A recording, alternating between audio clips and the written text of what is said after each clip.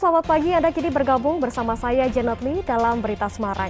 Rangkaian berita dan peristiwa aktual telah kami siapkan untuk Anda selama setengah jam ke depan. Selain informasi terkini, kami juga siapkan berbagai informasi ringan dan menarik untuk menyertai aktivitas Anda pada pagi hari ini. Informasi utama segera hadir di antaranya. Jelang libur Natal dan Tahun Baru, Stasiun Tawang Semarang mulai dipadati pemudik. Hibur anak-anak yang divaksin, Wali Kota Tegal mengenakan seragam SD dan berjoget ala TikTok.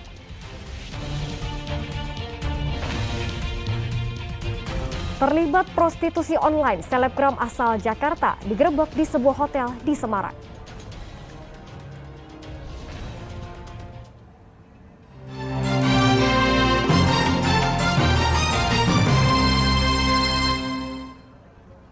Kita ke informasi yang pertama. Menjelang libur Natal dan Tahun Baru, Stasiun Tawang Semarang mulai dipadati calon pemudik.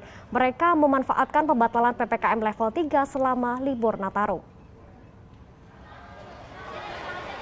Masker aku agak ini. 4 hari menjelang libur Natal dan Tahun Baru, calon penumpang mulai memadati ruang tunggu baik di luar maupun di ruang keberangkatan Stasiun Tawang Semarang. Para calon penumpang mudik lebih awal memanfaatkan pencabutan PPKM level 3 selama libur Natal dan Tahun Baru.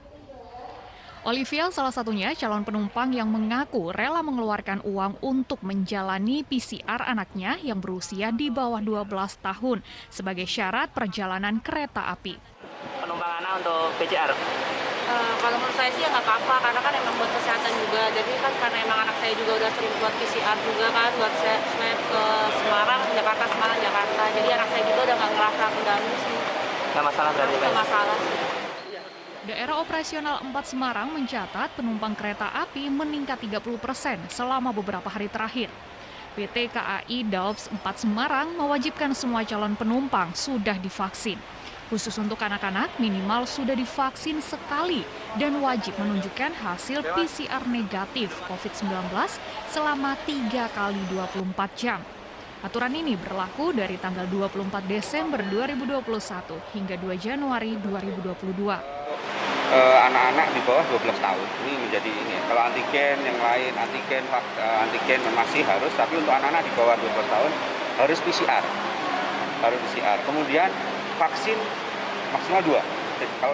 Selama libur Natal dan Tahun Baru, PT KAI Daerah Operasional 4 Semarang menyiapkan 8.000 tiket per hari, 6.000 untuk perjalanan kereta jarak jauh, dan 2.000 untuk jarak dekat. Ali Mustakfirin melaporkan dari Kota Semarang. Berbagai cara dilakukan kepala daerah untuk menyukseskan vaksinasi anak. Di Kota Tegal, Wali Kota dan jajarannya ikut mengenakan pakaian seragam untuk menyemangati anak-anak.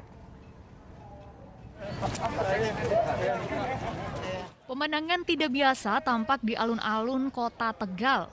Wali Kota Dedi Yon Supriyono bersama pejabat lainnya memantau vaksinasi anak dengan mengenakan pakaian seragam sekolah dasar. Kehadiran Wali Kota sontak mengundang gelak tawa peserta dan pengunjung. Keseruan tidak berhenti di situ, Wali Kota mengajak anak-anak berjoget ala TikTok.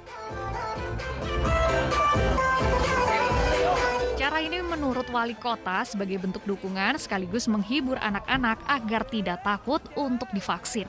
Kita menghibur adik-adik yang mau divaksin biar tidak tegang, tidak panik, dan juga kita memberikan hiburan ya. Ini ada lawakan. Vaksinasi anak usia 6 hingga 11 tahun pada hari ke-6 di Kota Tegal telah mencapai hampir 14% dari target yang ditentukan, dengan total lebih dari 25.000 anak. Vaksinasi dosis pertama ditargetkan rampung pada tanggal 25 Desember. Sudah 13,09%. Berapa? 13,09% dari sasaran 25.400. Sementara di Boyolali, vaksinasi dosis pertama bagi anak usia 6 hingga 11 tahun baru di-launching Bupati M. Said Hidayat pada hari Senin kemarin. Vaksinasi serentak digelar di 40 sekolah untuk 4.920 anak. Jenis vaksin yang digunakan jenis Sinovac. Lebih dari 95.000 anak menjadi target vaksinasi. Kita mulai tanggal 20 hari ini secara serentak di 8 kecamatan, kurang lebih secara keseluruhan 40 SD yang kita laksanakan secara serentak hari ini. Dalam kegiatan vaksinasi ini, sejumlah anak juga tampak menangis karena takut disuntik vaksin COVID-19. Vaksin sakit enggak? Enggak. Rasanya seperti apa sih? Dikit semut. Oh iya. Takut enggak tadi awalnya mau disuntik? Enggak. Vaksinasi diharapkan bisa menciptakan kekebalan komunal sehingga belajar tatap muka di sekolah aman untuk diselenggarakan. Sugihartono dan Yulianto melaporkan dari Kota Tegal dan Kabupaten Boyolali. Wali Kota Solo meninjau kesiapan gereja untuk menggelar misa malam Natal secara offline dengan protokol kesehatan. Forum Pimpinan Daerah memantau kesiapan sejumlah gereja di Kota Solo untuk menggelar misa malam Natal. Salah satunya di Gereja Katolik Santo Paulus Kleco. Wali Kota Solo mengecek kesiapan penerapan protokol kesehatan dari pintu masuk hingga di dalam gereja. Pada perayaan malam Natal, gereja membatasi jumlah umat dan misa digelar secara bergilir.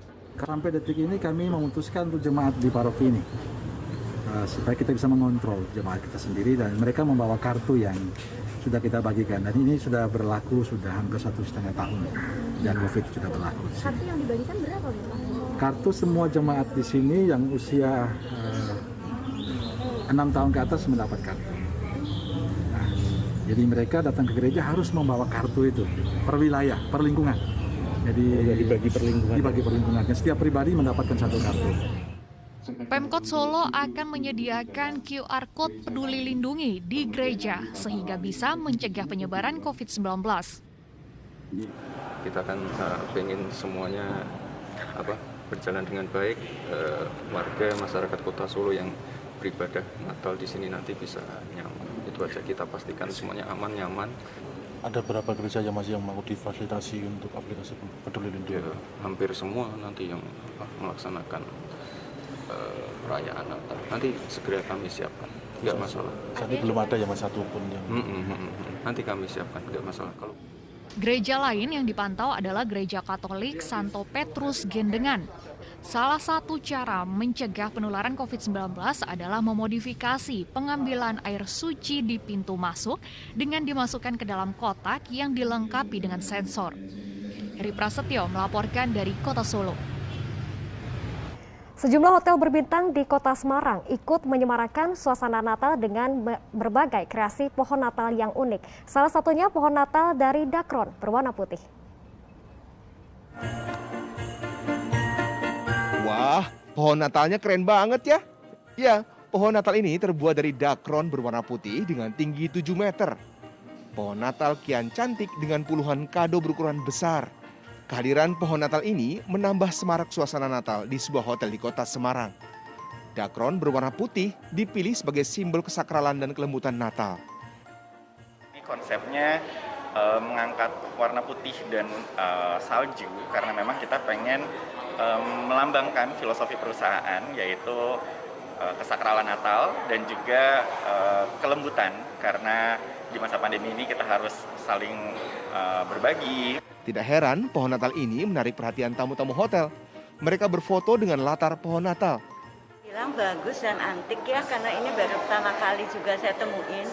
Biasanya pohon Natal yang dibikin itu kan warnanya hijau ataupun mungkin putihnya, ini full dari kapas mungkin ya, saya nggak pegang bahannya. Tapi cukup antik dan mengundang cukup eye-catching ya untuk semua tamu yang... Pengerjaan pohon Natal dari dakron ini butuh waktu 1 minggu. Semarak persiapan Natal di Kota Semarang tahun ini jauh lebih terasa setelah pemerintah mencabut pemberlakuan PPKM level 3. Ali Mustakfirin melaporkan dari Kota Semarang. Yayasan Pundi Amal Peduli Kasih YPP SCTV Indosiar memberikan bantuan berupa membangun MCK di Desa Gadirojo, Boyolali. Tim Yayasan Pundi Amal Peduli Kasih YPP SJTV Indosiar bersama warga dan relawan membuat MCK di salah satu rumah warga di Dusun Timboa, Desa Ngadi Rojo, Boyolali. Tim dan warga bekerja keras karena material MCK harus dibawa melewati jalan yang menurun, lereng Merbabu. Bantuan MCK diberikan karena selama ini 120 jiwa dari 35 kepala keluarga tidak memiliki MCK yang baik.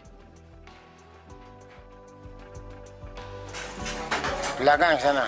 Oh. Buangnya? Iya. Ya. Di kebun, Pak? Kebun. Oh. Itu ribet nggak sih, Pak, kalau sebelum nggak punya WC itu, Pak? Kalau ribet aja kalau malam atau hujan itu kan ribet. Selain di sini, bantuan belasan MCK juga disalurkan untuk warga lainnya. Yulianto melaporkan dari Kabupaten Boyolali.